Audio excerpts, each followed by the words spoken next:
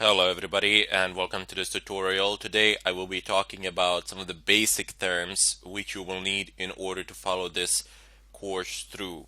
So first off, you have three main categories of people. There are white hat hackers, gray hat hackers, and black hat hackers. Uh, Everything that we will be doing falls into this category here. So white hats. Those are people whose activities are within the confines of the law. There are people such as pen testers, ethical hackers, people like you and me, and so on. Then you have gray hat hackers whose activities are bordering between legal and illegal. It's a bit of a shady area there. In addition to that, you have the most known category, which is black hat hackers. And usually, and unfortunately, every time somebody hears the term hacking, it is associated with people from black hat world.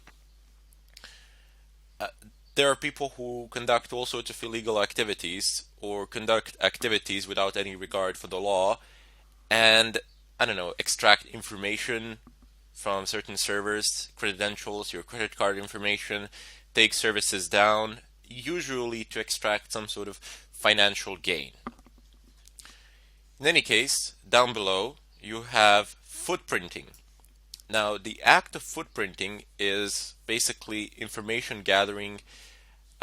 You are you're conducting some sort of reconnaissance work. You are figuring out the IP of the server, figuring out which ports are open, and with that you can conclude which services are running there.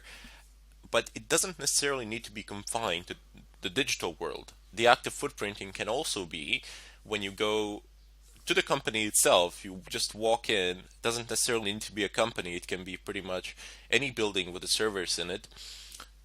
And you have a look around, you try to gather some information there on site, or you go and you dig to their trash cans. Go behind the building, jump into those trash containers, and get some information from there. Also, people have been known to go onto parking lots to see who the employees are, who works there, all sorts of things.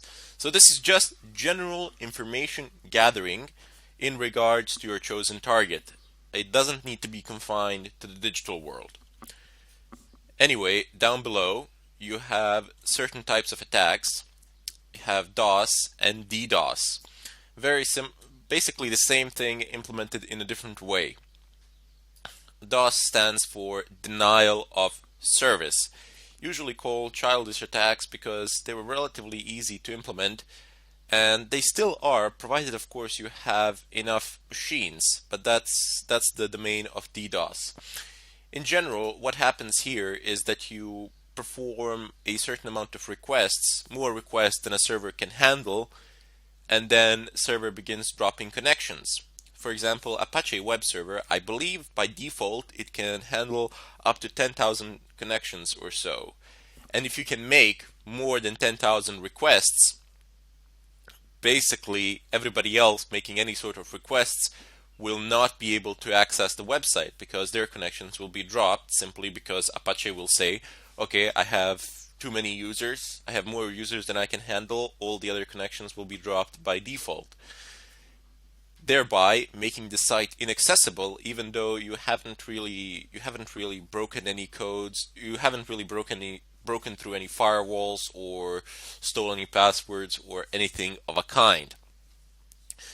But when you're DOSing something, it's just you. So all the requests, everything is coming just from your own computer. And that is not always the most efficient of ways. In fact, it generally can only work if there is a flaw in the way in which requests are processed.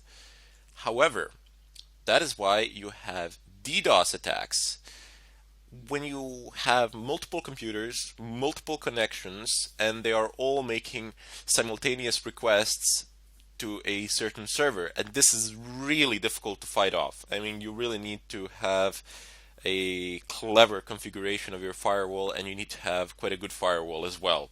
Usually you would need a physical one to prevent these sort of DDoS attacks, and by physical I mean a router firewall or something of a kind.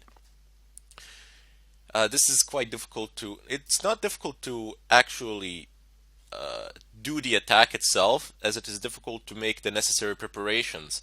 First of all, you need to go about infecting other devices which you will enslave and use in order to perform this sort of an attack. This is the hard part. The DDoS part is quite easy compared to that. For that, in order for you to infect other computers, you need two things.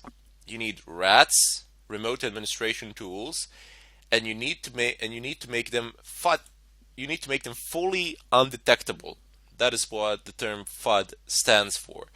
So it just means that they cannot be detected by antiviruses, or more precise term would be that they are not labeled as something malicious by antivirus programs.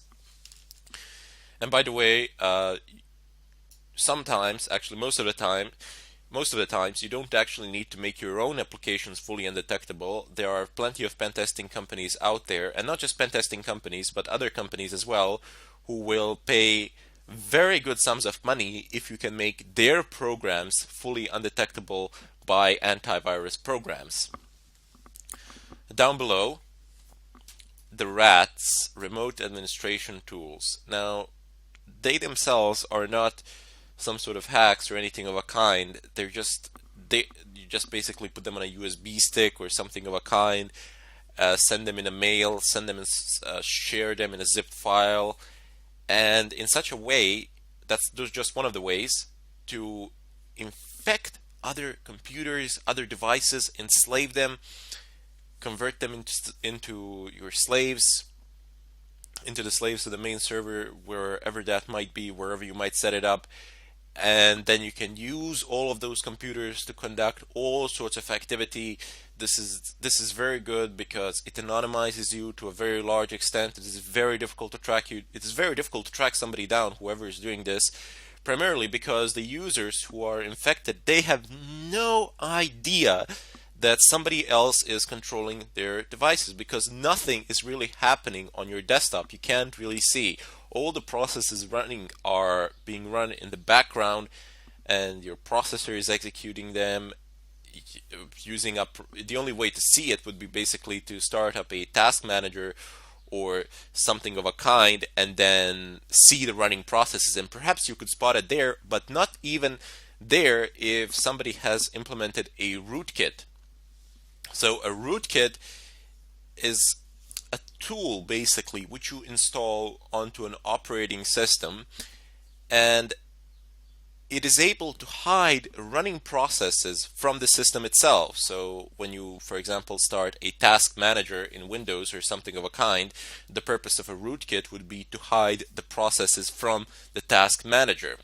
Basically, how it works is that task manager requests information from the system, from the kernel, and then the kernel of the system responds, which is the core of the system where all the drivers and the key functionalities are. The kernel of the system then responds, hey, I have this, and this process running, here you go. But what rootkit would do is redirect those requests from task manager to itself, and would basically say, I don't have such processes running. So very, very dangerous and potent combinations here that we will use later on as we progress through this tutorial. But for the time being, I just wanted to give a bit of an introduction to it and give you an idea of what we shall be doing through some of these basic terms and concepts. Next up, we have phishing attacks. Now, phishing attacks are basically when you apply some sort of bait, somebody bites it, and then you pull on it. Simple as that, right? As the same way you do phishing. Well, not quite. Phishing attacks would be when you get an email from someone, and there's a link in it. You click on it, and it throws you somewhere, onto some website. It perhaps looks like something legit. It perhaps looks like a website that you are using or something of a kind, but it is not, and you pass in your credentials, and that can be a problem.